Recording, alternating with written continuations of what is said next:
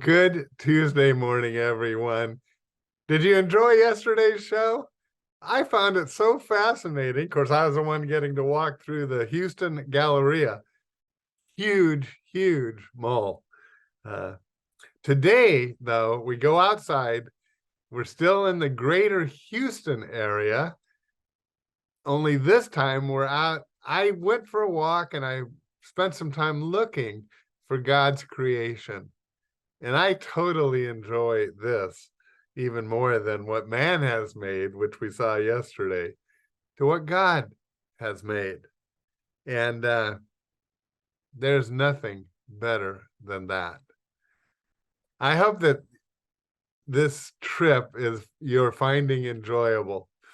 As I said on Monday of last week, this to me is like going through old photos, because they bring back good memories. And I look back, and this was all shot during COVID.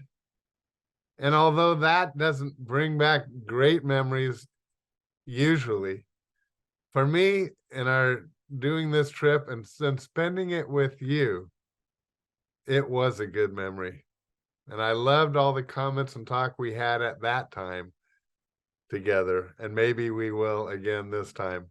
But right now, let's enjoy God's creation together. Let me read the verse that hit my heart this week and why I wanted to share. And it comes from Romans chapter 1 at verse 18. It actually answers a lot of questions that people have about, well, what about people that don't actually hear about Jesus? What about them? Do they get to go to heaven? Well, this is an important verse for that question, but it's also for other things we're going to talk about today. Chapter 1 of Romans, verse 18 says, "The wrath of God is being revealed from heaven against all the godlessness and wickedness of men," and here's the key, "who suppress the truth by their wickedness. Since what may be known about God is plain to them, because God has made it plain to them. For since the creation of the world, God's invisible qualities, His eternal power and divine nature have been clearly seen, being understood from what has been made, so that men are without excuse." People are without excuse because what can be known of God is so evident in His creation. Did you know that? Well, it obviously is. And we're going to talk about that this morning, because as I was thinking about what awesome thing in Lake Conroe can I show that's the power of God.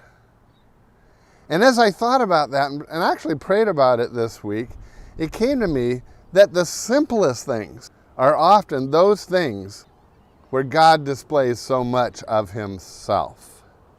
As you know, I go for long walks. What did I see most? I saw birds and flowers. And that tells you so much. Let's just start with flowers. I learned several things. One, variety. Wow, there's a lot of variety in flowers. Obviously, God likes variety. He likes it in every species, including people. And that's why we don't all look alike. We're all equal in the eyes of God, but we look different. He shows it in every part of His creation. Hey, He likes color. He likes color, doesn't He? You're seeing a lot of color.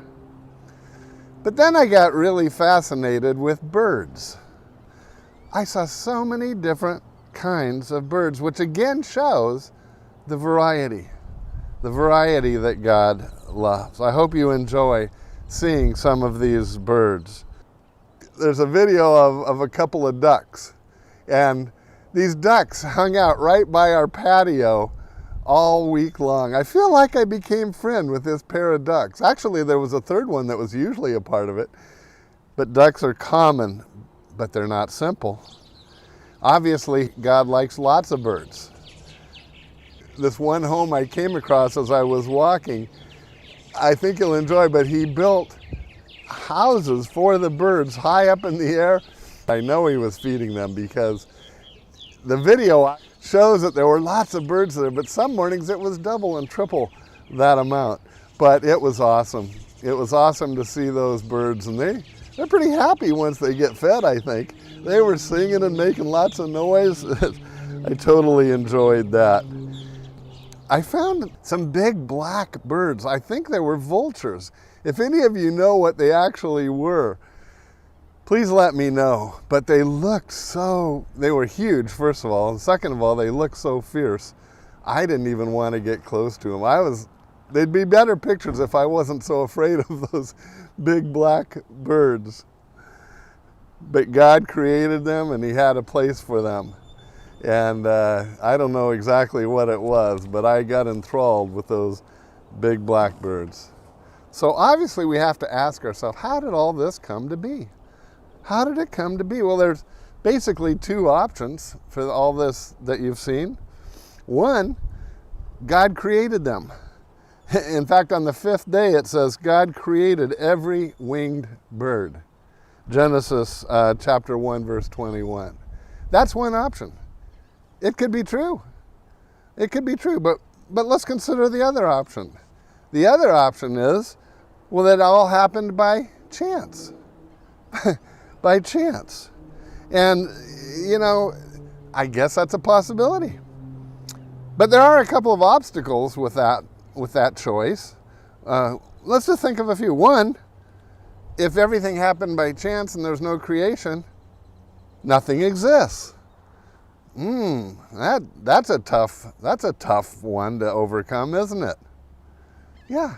If there is no God and no creation, then, well, nothing exists. But wait. There's the Big Bang Theory, that out of nothing comes the universe. Yeah, that's a possibility, I guess, out of nothing. All laws of physics are gone, but anyway. Now let's say out of nothing came the universe. And out of the universe came a planet that's perfect distance from its sun, spins at just the right rate, does everything just right, has an atmosphere and so on. There's still one problem. Yeah, there's no life. There's no life. Well, I guess given enough time, unanimate matter can form life. That's what this option has. You have to believe that.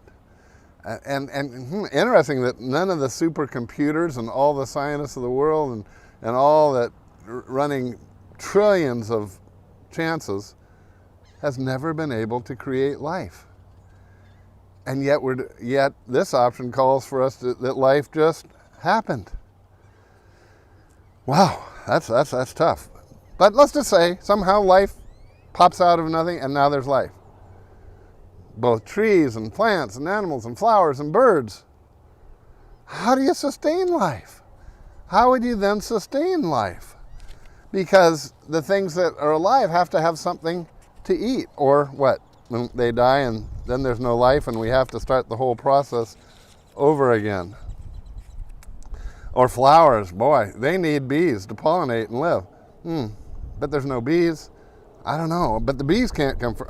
It's an option, but it's just never been able to be done by humans to create anything alive, plant or animal, from nothing. So those are the two options, and I hope you enjoyed seeing what we found here in Lake Conroe, Texas. I think it's pretty obvious which option I'm choosing. It's the simple one. It's the only one that makes sense. Don't let you be one of these that Paul writes about in Romans 1, where it says, his eternal power and divine nature have been clearly seen, being understood from what has been made, so that people are without excuse. What's there made by God is there.